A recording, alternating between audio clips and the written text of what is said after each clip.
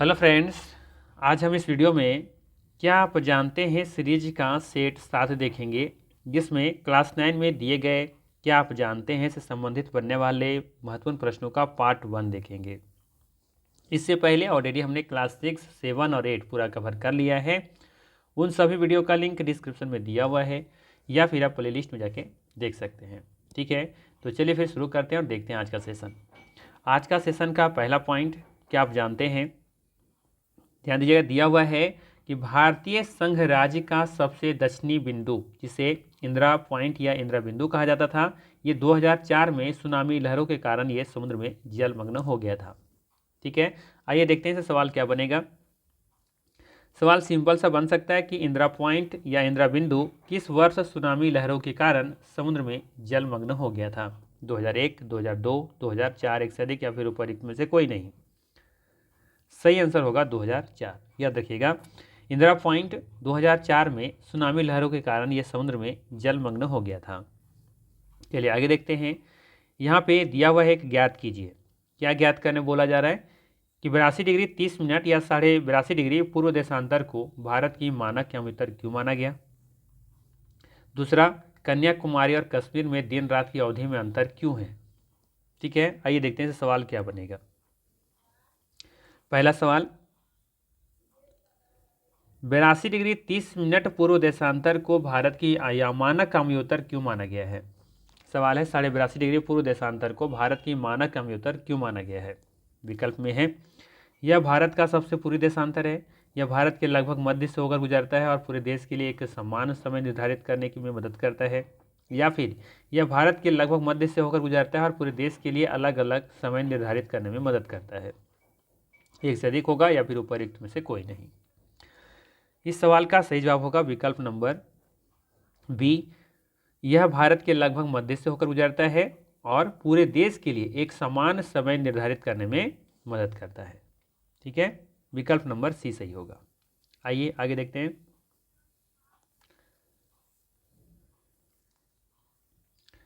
अगला सवाल है, कन्याकुमारी और कश्मीर में दिन रात की अवधि में अंतर क्यों है।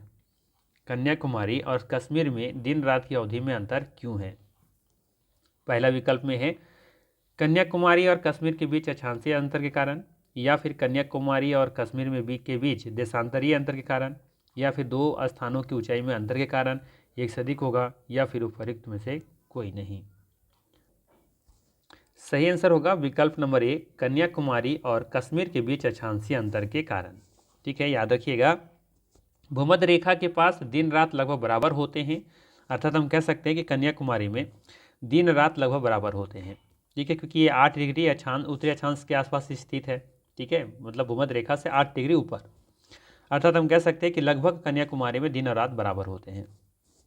ठीक है, जैसे जैसे उच्च अक्षांशों की तरफ बढ़ेंगे, उच्च अक्षांशों की तरफ बढ़ेंगे तो दिन रात की अवधि में आपको अधिक अंतर देखने को मिलेगा।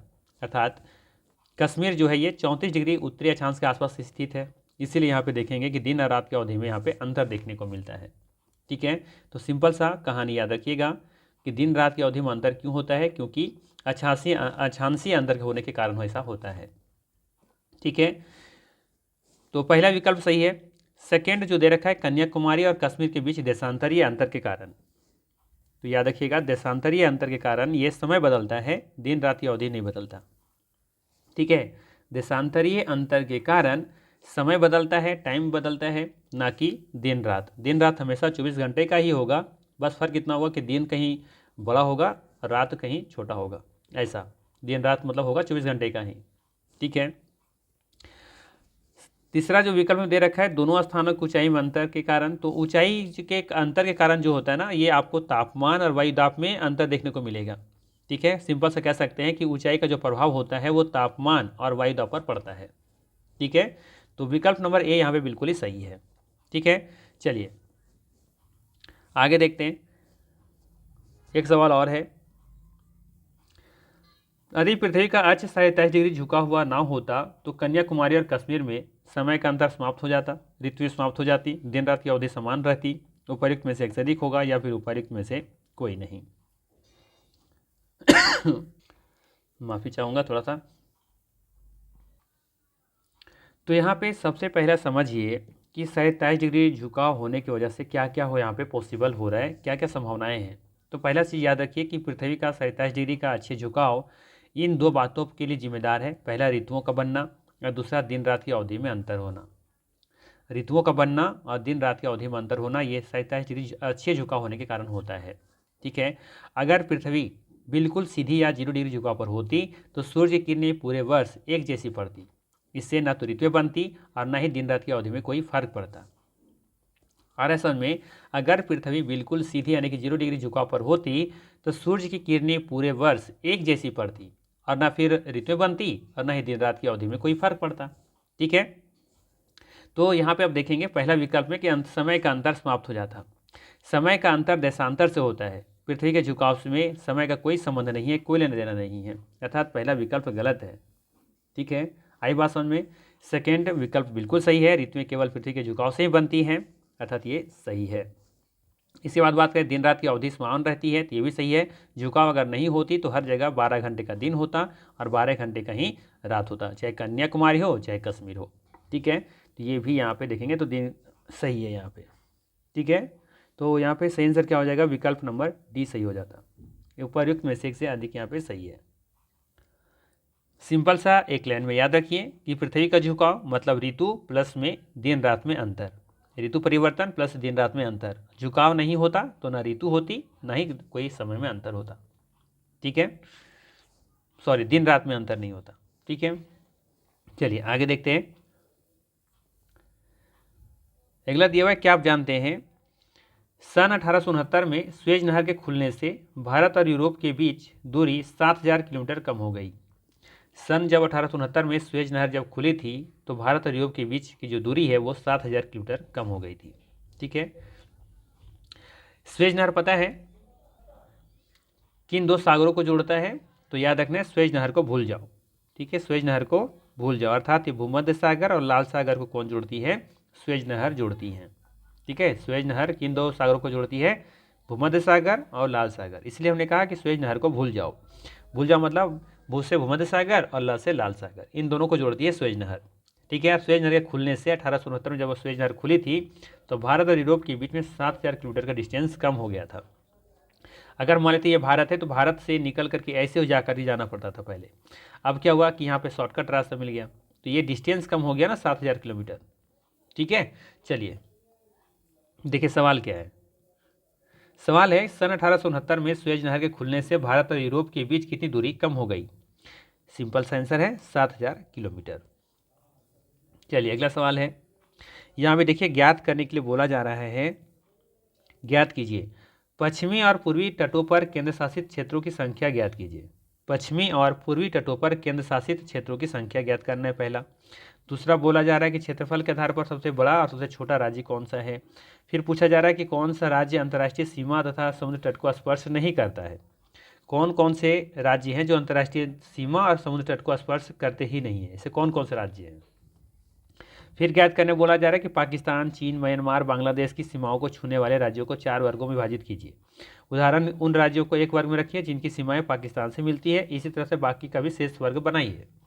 तो यह तो पॉसिबल नहीं, हम लोग तो पढ़ रहे हैं ऑब्जेक्टिव। ठीक है, तो ऑब्जेक्टिव में इस तरह से कैसे सवाल बन सकते हैं आइए देखते हैं। हम बहुत जल्द कोशिश कर रहे हैं कि इसका एक शॉर्ट नोट्स, हर एक चैप्टर का एक शॉर्ट नोट्स जो जो क्वेश्चन बन सकता है उसको हम तैयार कर रहे हैं पीपीटी।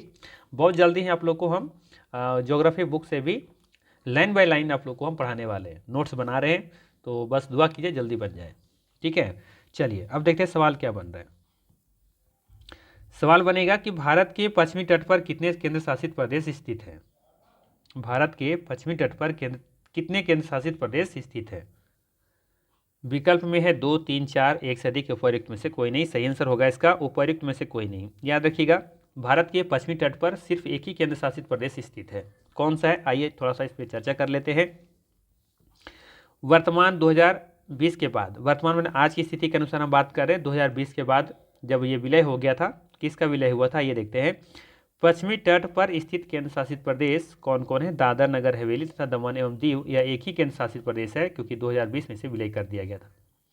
इसमें दमन और दीव पश्चिमी तट पर स्थित है, इसलिए पूरे भारत के पश्चिमी तट पर केवल एक ही केंद्र शासित प्रदेश है आपका यहाँ पे ये चीज़ जानना जरूरी है कि आपके दिमाग में शायद आ रहा होगा कि लक्षद्वीप भी तो है, लेकिन ये क्या पश्चिमी तट पर है, तट पे नहीं है। कहाँ है? तट से दूर हट करके है, ये अरब सागर में स्थित है। लेकिन सवाल क्या है आपका पूछा जा रहा है यहाँ से कि पश्चिमी तट पर कितने केंद्र शासित प्रदेश स्थित हैं, तो पश्चिमी तट पर पूछा जा रहा है तो इसका मतलब है सिर्फ एक ही होगा। ठीक है, चलिए कॉन्सेप्ट क्लियर हुआ होगा। अब दूसरा आपसे पूछा जा रहा है इधर, भारत के पूर्वी तट पर कितने केंद्र शासित प्रदेश स्थित हैं? 1, 2, 3, एक से अधिक या फिर उपरोक्त में से कोई नहीं। तो यहाँ भी एक होगा। ठीक है, पुदुचेरी। ठीक है, आइए यहाँ भी देख लेते हैं। पूर्वी तट पर स्थित केंद्र शासित प्रदेश पुदुचेरी है। इसका मुख्य भाग तमिलनाडु के तट पर स्थित है। यह पूर्वी तट पर एकमात्र केंद्र शासित प्रदेश है।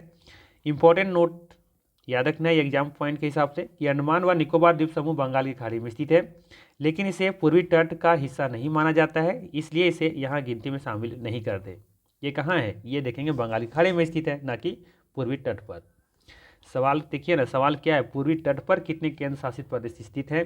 तो वो सिर्फ कौन सा है? पुदुचेरी है, जो कि तमिलनाडु के तट पर स्थित है। आई बात समझ में?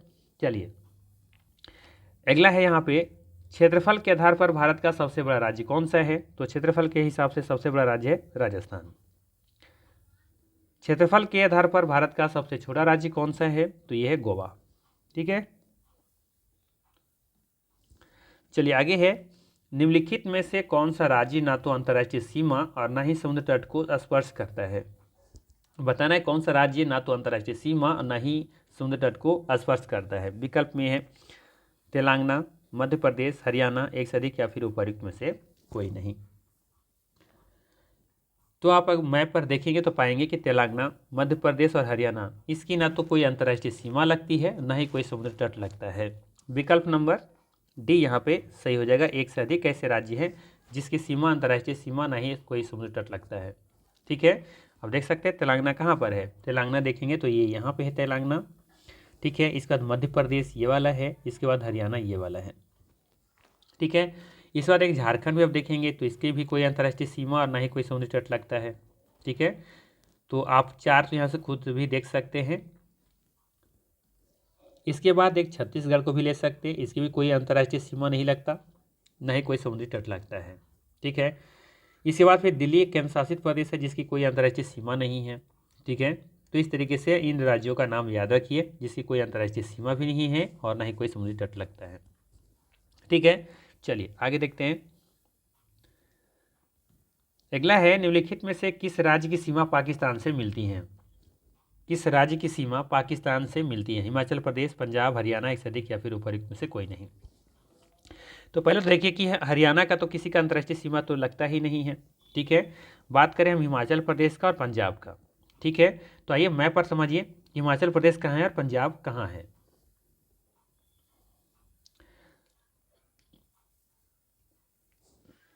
ये रहा आपका पंजाब, ये वाला पंजाब और ये है पाकिस्तान, जिसकी सीमा लग रहा है ना। ठीक है, एक और था आपका हिमाचल प्रदेश, जिसकी सीमा आप देखेंगे तो चीन के साथ लगता है, ना कि पाकिस्तान के साथ लगता है। ठीक है, तो यहाँ पे क्या हो जाएगा सही आंसर? इसका सही आंसर हो जाएगा आपका विकल्प नंबर बी। ठीक है, पाकिस्तान के साथ सीमा किसका लगता है? पंजाब का। हिमाचल प्रदेश का लगता है चीन के साथ। हरियाणा किसी के साथ सीमा नहीं लगता। चलिए आगे है, निम्नलिखित में से किस राज्य की सीमा चीन से नहीं मिलती है? ठीक है, उत्तराखंड, सिक्किम, असम। तो अब देखेंगे उत्तराखंड का लगता है, सिक्किम का भी लगता है, लेकिन असम का सीमा चीन के साथ नहीं लगता है। ठीक है, अब देख सकते हैं कि जो असम है इसके साथ इसकी सीमा जो है सिर्फ भूटान के साथ लगता है। अब देखिए तो बांग्लादेश के साथ भी इधर लगता है। ठीक है, तो असम एक ऐसा राज्य है दिए गए विकल्पों में से जिसकी सीमा चीन के साथ नहीं लगता है। विकल्प नंबर यहाँ पे सी सही हो जाएगा। ठीक है, चलिए आगे देखते हैं। अगला है, निम्नलिखित में से किस राज्य की सीमा म्यांमार से नहीं मिलती है? ठीक है, मेघालय, मिजोरम, मणिपुर। यहाँ भी क्या था? नहीं मिलती है असम के साथ। ठीक है, तो यहाँ ध्यान से देखेंगे तो मेघालय है, मिजोरम है और मणिपुर है। पूछा जा रहा है कि सीमा म्यांमार से नहीं लगती है। ठीक है, तो आइए मैप पर देखते हैं। मिजोरम का लगता है, मणिपुर का लगता है, मेघालय का शायद नहीं लगता। आइए देखते हैं, मेघालय का तो बिल्कुल नहीं लगता होगा। वैसे नीचे भी मैप है क्या? नहीं, यहीं पर है, इसे देख लेते हैं।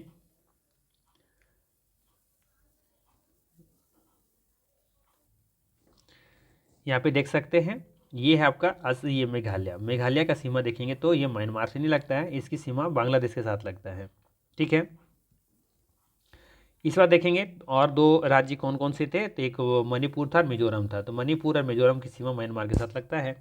ठीक है, चलिए, तो यहाँ पे किसी सीमा नहीं लग रही है। मेघालय इसका सही आंसर हो जाएगा। मेघालय की सीमा म्यांमार से नहीं लगता है, बाकी मिजोरम का लगता है, मणिपुर का लगता है। ठीक है, चलिए एक और सवाल है कि निम्नलिखित में से किस राज्य की सीमा बांग्लादेश से मिलती है? नागालैंड, मणिपुर, पश्चिम बंगाल, एक से अधिक या फिर उपयुक्त में से कोई नहीं।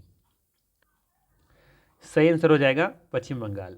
ठीक है, पश्चिम बांग्लादेश की जो सीमा है किससे लगती है? पश्चिम बंगाल से लगती है। इनफैक्ट आपको पता होगा कि बांग्लादेश पश्चिम बंगाल से अलग हुआ था, इसी सीमा तो लगना ही लगना है। जबकि नागालैंड और मणिपुर की सीमा आप देखेंगे तो ये म्यांमार से लगता है, पश्चिम बंगाल से नहीं लगता है, सॉरी ये बांग्लादेश से नहीं लगता है। ठीक है, आप देख सकते हैं यहाँ पे, देखिए बांग्लादेशी वाला पार्ट है, इसकी सीमा आप देखेंगे तो ये बांग्लादेश, ये वेस्ट बंगाल से लग रहा है पूरा सीमा, लेकिन बाकी राज्यों जो विकल्प में दिया हुआ था इधर है, जो कि नहीं लग रहा है इससे। ठीक है, चलिए आगे देखते हैं अगला सवाल। क्या आप जानते हैं कि सन 1947 से पूर्व भारत में दो प्रकार के राज्य थे, प्रांत और रियासत? 1947 से पूर्व भारत में दो प्रकार के राज्य थे, प्रांत और रियासत। आगे लिखा है कि वायसराय द्वारा नियुक्त अंग्रेज अधिकारी प्रांतों पर शासन करते थे और रियासतों का शासन स्थानीय शासकों द्वारा पैतृकता के आधार पर अंग्रेजी शासकों की प्रभुसत्ता मानकर स्वायत्तता से किया जाता था। सिंपल से याद रखिएगा ना कि 1947 से पहले भारत में दो प्रकार के राज्य हुआ करते थे, एक प्रांत और एक रियासत। प्रांत पर सीधे सीधे कौन शासन करते थे? तो अंग्रेज शासक जो थे वो ब्रिटिश जो शासन हुआ करती तो वो शासन करते थे। रियासत जो हुआ करती थी ना, इसको ध्यान रखना है कि रियासतों का शासन स्थानीय शासकों के द्वारा पैतृकता के आधार पर अंग्रेजी शासकों की प्रभुसत्ता मान करके स्वायत्तता से किया जाता था। ये आपको याद रखना है। देखिए सवाल क्या बनेगा, यहाँ से बनना होगा तो रियासतें किसकी प्रभुसत्ता मानकर स्वायत्तता से शासन करती थी? स्थानीय जनता की, भारतीय राष्ट्रीय कांग्रेस की, अंग्रेजी शासकों की, एक से अधिक या फिर उपयुक्त में से कोई नहीं। सही आंसर हो जाएगा अंग्रेजी शासकों की। ठीक है, चलिए आगे देखते हैं। क्या आप जानते हैं स्कूल भवन NCERT एक पोर्टल है जो देश के प्राकृतिक संसाधनों, पर्यावरण और सतत विकास में उनकी भूमिका के बारे में छात्रों के बीच जागरूकता लाने के लिए मानचित्र आधारित शिक्षा प्रदान करता है। इसको थोड़ा सा और जूम कर देते हैं। देखिए फिर से, स्कूल भवन क्या है? स्कूल भवन NCERT की एक पोर्टल है जो देश के प्राकृतिक संसाधनों, पर्यावरण, सतत विकास में उनकी भूमिका के बारे में छात्रों के बीच जागरूकता लाने के लिए मानचित्र आधारित, ध्यान रखिएगा, मानचित्र आधारित शिक्षा प्रदान करता है। यह NCERT पाठ्यक्रम के आधार पर भुवन NCERT इसरो की एक पहल है। आप माध्यमिक स्तर से संबंधित भारत के विभिन्न मानचित्रों को देख सकते हैं। ठीक है, चलिए देखते हैं इसे सवाल क्या बनेगा। पहला सवाल बन सकता है कि स्कूल भुवन NCERT पोर्टल क्या प्रदान करता है? खेल आधारित शिक्षा, मानचित्र आधारित शिक्षा, संगीत आधारित शिक्षा, एक से अधिक या उपयुक्त में से कोई नहीं। सही होगा, मानचित्र आधारित शिक्षा प्रदान करता है ये। चलिए आगे देखते हैं। अगला है, भारत का एकमात्र सक्रिय ज्वालामुखी अंडमान तथा निकोबार द्वीप समूह के बैरन द्वीप पर स्थित है। क्या आप जानते हैं कि भारत का एकमात्र सक्रिय ज्वालामुखी अंडमान तथा निकोबार द्वीप समूह के बैरन द्वीप पर स्थित है? आइए देखते हैं इसे सवाल क्या बनेगा। सवाल बनेगा, भारत का एकमात्र सक्रिय ज्वालामुखी कहाँ स्थित है? भारत का एकमात्र सक्रिय ज्वालामुखी कहाँ स्थित है? लक्षद्वीप में, बैरन द्वीप पर, मालदीव में, या फिर एक से अधिक या फिर उपयुक्त में से कोई नहीं। सही आंसर होगा बैरन द्वीप, जो कि अंडमान निकोबार द्वीप समूह में स्थित है। याद रखिएगा, अंडमान निकोबार में भी आप कह सकते हैं अंडमान सागर में ही स्थित है, और ये बैरन द्वीप भारत का एकमात्र क्या है? एक्टिव वोल्केनो है। ठीक है, चलिए आगे देखते हैं। क्या आप जानते हैं कि चिल्का झील भारत में खारे पानी की सबसे बड़ी झील है और यह उड़ीसा में महानदी डेल्टा के दक्षिण में स्थित है? चिल्का झील भारत में खारे पानी की सबसे बड़ी झील है, यह उड़ीसा में महानदी डेल्टा के दक्षिण में स्थित है। ठीक है, याद रखिएगा, उड़ीसा में महानदी डेल्टा की कहाँ स्थित है? दक्षिण में स्थित है। चलिए देखिए क्या सवाल बन रहा है यहाँ से। चिल्का झील के संबंध में निम्नलिखित में से कौन सा कथन सही है। बताना है चिल्का झील के संबंध में निम्नलिखित में से कौन सा कथन सही है। पहला हमें है कि यह भारत की सबसे मीठे पानी की झील है तथा पश्चिम बंगाल में स्थित है। यह भारत की सबसे बड़े खारे पानी की झील है तथा महानदी डेल्टा के उत्तर में स्थित है। यह भारत की सबसे बड़े खारे पानी की झील है तथा उड़ीसा में महानदी डेल्टा के दक्षिण में स्थित है। एक से अधिक या फिर उपयुक्त में से कोई नहीं। सही आंसर होगा इसका विकल्प नंबर सी। यह भारत के सबसे बड़े खारे पानी की झील है तथा यह उड़ीसा में महानदी डेल्टा के दक्षिण में स्थित है। विकल्प नंबर सी यहाँ पे बिल्कुल ही सही होगा। ठीक है, चलिए आगे देखते हैं। ध्यान दीजिएगा, दोआब का अर्थ है दो नदियों के बीच का भाग।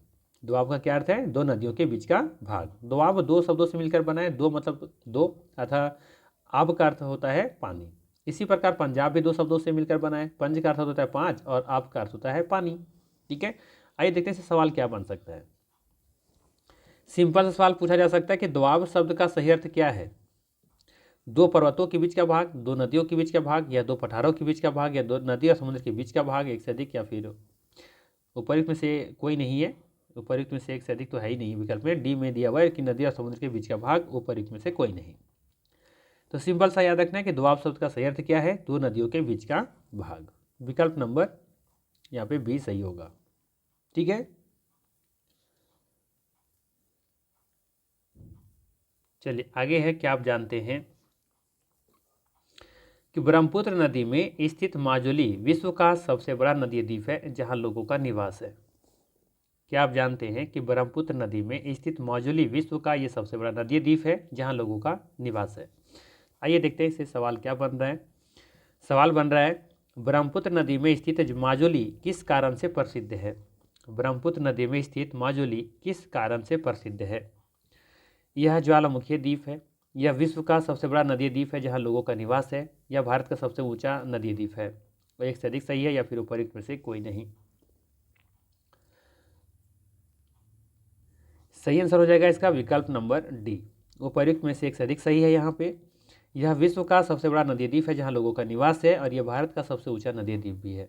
ठीक है, विकल्प नंबर डी बिल्कुल सही हो जाएगा। चलिए आगे देखते हैं। यहाँ पे ज्ञात करने के लिए बोला जा रहा है कि एटलस में मसूरी, नैनीताल, रानीखेत की स्थिति को देखें तथा उन राज्यों का नाम लिखें जहाँ ये स्थित है। देखिए सवाल क्या बनेगा यहाँ से। सवाल बन सकता है यहाँ से, बताइए कि एटलस के अनुसार मसूरी, नैनीताल एवं रानीखेत निम्नलिखित में से किस राज्य में स्थित है। ठीक है, ये एटलस लगाने की जरूरत नहीं था वैसे सवाल में। ठीक है, सिंपल से पूछा जा सकता है कि मसूरी, नैनीताल, रानीखेत निम्नलिखित में से किस राज्य में स्थित है। हिमाचल प्रदेश, जम्मू कश्मीर, उत्तराखंड, इससे अधिक या फिर उपयुक्त में से कोई नहीं। तो याद रखिएगा मसूरी, नैनीताल, रानीखेत ये सभी उत्तराखंड राज्य में स्थित है। विकल्प नंबर सी सही होगा। चलिए आगे देखिए, फिर से ज्ञात करने के लिए बोला जा रहा है यहाँ पे, महान हिमालय में पाई जाने वाली हिमानियों तथा दर्रों के नाम बताइए और साथ ही साथ भारत के उन राज्यों के नाम बताइए जहाँ पर ऊपर दिए गए ऊंचे शिखर स्थित है। ठीक है, चलिए देखते हैं सवाल क्या क्या बनेगा यहाँ से। पहला सवाल, निम्नलिखित में से कौन सी हिमानी या ग्लेशियर महान हिमालय में स्थित है। पिंडारी हिमानी, सियाचिन हिमानी, गंगोत्री हिमानी, एक से अधिक या फिर उपयुक्त में से कोई नहीं। सही आंसर होगा डी विकल्प। याद रखिएगा पिंडारी हिमानी, सियाचिन हिमानी, गंगोत्री हिमानी ये तीनों ग्लेशियर महान हिमालय में ही स्थित हैं। ठीक है, चलिए आगे देखिए। अगला सवाल है कि गंगोत्री हिमानी किस राज्य में स्थित है। गंगोत्री हिमानी जो है ये किस राज्य में स्थित है। तो याद रखना है ये उत्तराखंड में स्थित है गंगोत्री हिमानी, यहीं से गंगा निकलती है। ठीक है, चलिए आगे है, जोजिला दर्रा किस राज्य या केंद्र शासित प्रदेश में स्थित है। हिमाचल प्रदेश, उत्तराखंड या फिर जम्मू कश्मीर, एक से अधिक उपयुक्त में से कोई नहीं। सही आंसर हो जाएगा जम्मू कश्मीर। याद रखिएगा जोजिला दर्रा ये जम्मू कश्मीर केंद्र शासित प्रदेश में स्थित है। ध्यान दीजिएगा यहाँ पे, यह जम्मू और कश्मीर के गंदेरबल जिले और लद्दाख के कारगिल जिले में स्थित है जो इन दोनों केंद्र शासित प्रदेश को जोड़ता है। इसका महत्व यह है कि यह श्रीनगर और लेह के बीच NH1 पर एक महत्वपूर्ण मार्ग है और सर्दियों में भी भारी बर्फबारी के कारण ये बंद रहता है। ठीक है, याद रखिएगा ये श्रीनगर और लेह के बीच NH1 पर एक महत्वपूर्ण मार्ग है और सर्दियों में भारी बर्फबारी के कारण ये बंद रहता है। चलिए आगे है, निम्नलिखित में से कौन सा दर्रा पास महान हिमालय में स्थित है। नाथुला दर्रा, बोमडिला दर्रा, पालघाट दर्रा, एक से अधिक या फिर उपरोक्त में से कोई नहीं। सही आंसर हो जाएगा नाथुला दर्रा। ठीक है, याद रखिएगा नाथुला दर्रा यह सिक्किम राज्य में पूर्वी हिमालय में स्थित है और भारत चीन सीमा पर एक महत्वपूर्ण व्यापारिक दर्रा है। नाथुला दर्रा पहले तो याद रखिएगा कि सिक्किम में स्थित है और ये सिक्किम राज्य में पूर्वी हिमालय में स्थित है और भारत चीन सीमा पर एक महत्वपूर्ण व्यापारिक दर्रा है। ठीक है, नाथुला दर्रा देखिए ये सिक्किम में है, भारत चीन सीमा पर स्थित है, प्राचीन रेशम मार्ग का भाग है ये और महान हिमालय की पूर्वी शाखा में स्थित है। वही बात करें बोमडिला दर्रा के बारे में तो ये अरुणाचल प्रदेश में स्थित है और ये पूर्वी हिमालय में स्थित है। पर्वत श्रृंखला पूछा जाए तो पूर्वी हिमालय हो जाएगा। पालघाट दर्रा पूछे आपसे तो बताना है केरल और तमिलनाडु के बीच में स्थित है ये पर्वत श्रृंखला, ये पश्चिमी घाट का। ठीक है, चलिए आगे है, ये तो सिंपल से याद रख सकते हैं, वही कहानी जो ऊपर हमने देखा। चलिए आगे है, निम्नलिखित में से कौन सा युग्म शिखर राज्य सही सुमेलित है? कंचनजंगा सिक्किम में है, नंदा देवी हिमाचल प्रदेश में है, K2 उत्तराखंड में है, एक से अधिक सही है, फिर उपरोक्त में से कोई नहीं। सही आंसर हो जाएगा विकल्प नंबर ए, कंचनजंगा ये सिक्किम में स्थित है, ये सुमेलित है, सही सुमेलित है। नंदा देवी आप देखेंगे तो उत्तराखंड में है। ठीक है, जबकि आप देखेंगे यहाँ पे एक और बच रहा है आपका K2 कहाँ पर स्थित है ये देखेंगे, ये भारत में लद्दाख क्षेत्र में स्थित है। ठीक है, K2 जो है ये भारत में यह लद्दाख क्षेत्र में स्थित है, जो कि POK के कहते हैं, POK। ठीक है, ये POK में स्थित है, ध्यान रखिएगा। ठीक है, जो कि पाकिस्तान अधिकृत क्षेत्र में स्थित है ये K2 गॉड यूनिवर्सिटी। चलिए तो थोड़ा सा एक बार देख लीजिएगा जल्दी से। कंचनजंगा सिक्किम में स्थित है, भारत का ये सबसे ऊंचा पर्वत शिखर है। ऊंचाई इसका देखेंगे तो 8,586 मीटर है। यह महान हिमालय में स्थित है, भारत नेपाल सीमा के निकट सिक्किम में स्थित है ये। वहीं बात करें नंदा देवी के बारे में तो उत्तराखंड में स्थित है ये, इसकी ऊंचाई अब देखेंगे तो 7,816 मीटर है। गढ़वाल कुमाई हिमालय का प्रमुख शिखर है ये। वहीं बात करें K2 के बारे में, गॉड यूनिवर्सिटी है ये, भारत में यह लद्दाख क्षेत्र में माना जाता है, काराकोरम पर्वत श्रेणी में स्थित है ये। ठीक है, कहाँ स्थित है ये? काराकोरम पर्वत श्रृंखला में। नामचा बरवा के बारे में बात करें तो ये अरुणाचल प्रदेश में स्थित है। वैसे ज़्यादातर हिसाब देखेंगे तो भारत में इसका नहीं है। ठीक है, नामचा बरवा अरुणाचल प्रदेश में स्थित है। ब्रह्मपुत्र नदी का ये महत्वपूर्ण मोड़ इसी के पास है। ब्रह्मपुत्र नदी का जो महत्वपूर्ण मोड़ देखते हैं अरुणाचल प्रदेश के पास, जो कि कुछ ऐसा यू आकार का बनता है, यही इसी के पास बनता है।